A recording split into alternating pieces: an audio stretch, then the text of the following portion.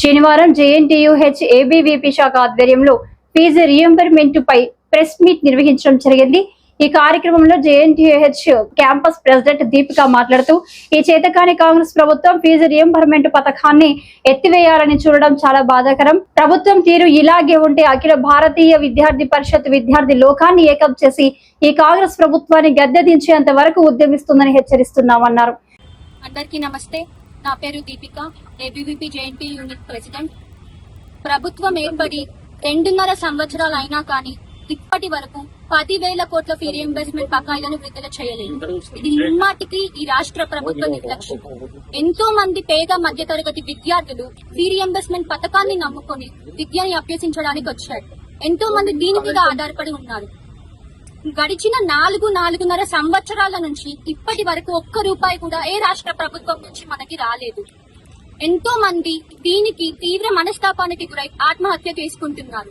మేము అఖిల భారతీయ విద్యార్థి పరిషత్ తరపు నుంచి రాష్ట్ర ప్రభుత్వాన్ని ఒకటే డిమాండ్ చేస్తున్నాం.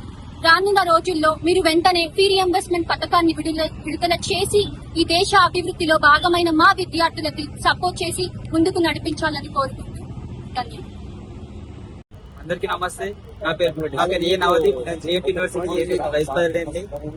మనం ఈ రోజు ఈ ప్రెస్ మీట్ పెట్టడానికి ముఖ్య కారణం ఏంటి అంటే స్కాలర్షిప్ రియంబర్స్మెంట్ మీద మనకి ఇంకా 10,000 కోట్ల స్కాలర్షిప్ అనేది పెండింగ్ లోనే ఉంది. దీని వల్ల అనేక పేద మంది విద్యార్థులు అనేది ఇబ్బంది పడుతున్నారు. ఎన్నో ఆశలతో ఉన్న తల్లిదండ్రులు నా కొడుకుకు నా పిల్లలకు ఆ ఫ్రీ సీట్ వచ్చినా సంతోషపడే లోపే ఈ కాంగ్రెస్ ప్రభుత్వం అనేది ఫీజు రియంబర్స్మెంట్ ఎత్తివేద్దామని చూస్తుంది. ఇంకా ఈ స్కాలర్షిప్ అనేది ప్రభుత్వం పెట్టే భిక్ష కాదు, ఇది ఏపీ విద్యార్థుల ఒక హక్కు అని ఏబీపీ తెలియజేస్తుంది. ఇంకా ఈ ఫ్రీ రియంబర్స్మెంట్ పై ఎంతో మంది విద్యార్థులు తమ ప్రాణాలని కోల్పోతున్నా కానీ